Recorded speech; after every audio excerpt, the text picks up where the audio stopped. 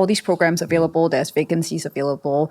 Shakir and Dave, Shakir, you're going to start looking for a job soon, and Dave, you've been on this job front. So I'm wondering, where's the disconnect coming from? Like, where's the anxiety coming from? I want to open it up to... Now, today, what we're facing, and because of the fact that I cover another portfolio within the Ministry of Trade and Industry itself, I'm also aware of the fact that there are many, many jobs in different sectors that are available. Many of these jobs may not necessarily fulfill the expectations, the aspirations of different groups of workers. Hence, my hope is that on both sides, that means from the employer's perspective, that they maintain an open mind, right? Rather than reaching out to, very well-trained graduates, non-graduates, PMEs, the professional managers and engineers to technicians and so on, rather than having a plug-and-play kind of mentality, is to have a broader and a more open mind to getting qualified people with adjacent skill sets, as long as the attitude and the aptitude is there to bring them on board. Because this is going to be crucial in terms of the pipeline development for the future talent, for their companies to be ready to take on the economy and the needs of the economy. Now, likewise for our fresh graduates, for our young graduates, for even the undergraduates, to also have an open mind, to think about looking at adjacencies, to think about the possibilities, and also to be grounded in terms of their expectations as to what the ideal career and so on should be. A lot of times when we, at a certain era in our life, a certain phase in our life, we think that the most immediate 3 steps, the most immediate 5 steps are the most important thing. But sometimes there are a lot of other adjacencies that could be waiting for us, that could perhaps give us, a brand new beginning, a brand new trajectory, a much longer trajectory. I can tell you, sharing from my own personal experience, I started my life as a medical professional. And today, I don't even do anything that's close to medical. Perhaps other than the meet the people session, which resembles closest to running a clinic itself, right? I don't do anything that's medical. But I guess in a sense itself, in terms of career development, in terms of your expectations and so on, as long as you have that open mindset, that nimbleness, that agility, and that flexibility to all these adjacent openings, you never really know to what extent you're able to maximize and optimize your potential. Did you have to change your game plan throughout your search? Because you were, when we were speaking, and you said you wanted to apply for a FANG company, right? So this is Facebook, Amazon, Apple, Netflix, and Google, right? So this was your dream company. Correct. Then at some point, did that plan change? Yes, for sure, right? Because as the time goes by, I get more desperate, right? So from the period of August to December, I aim slightly higher, but to no avail.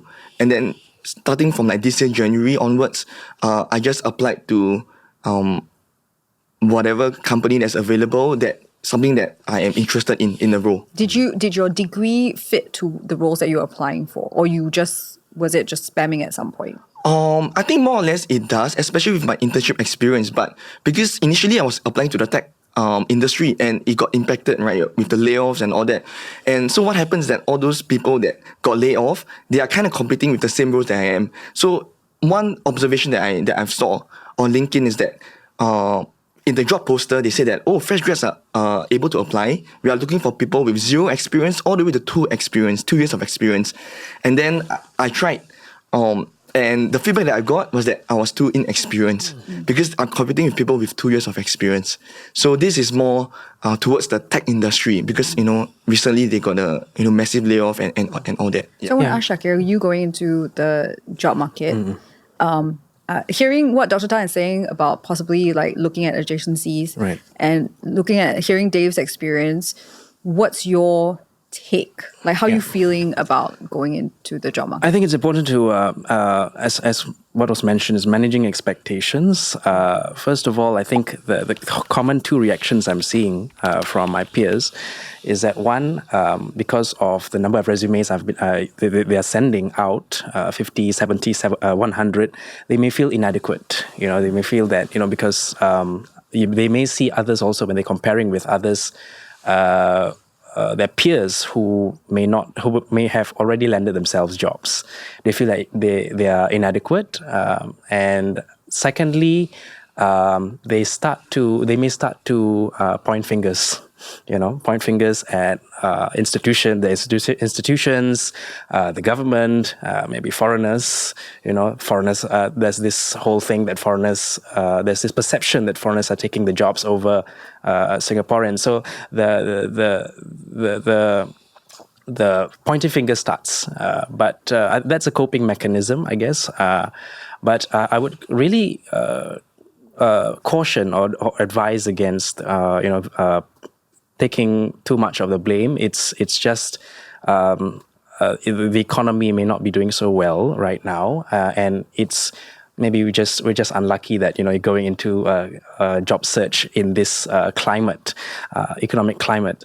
So I think it's just for me to make the most of what I have. Continuously be positive.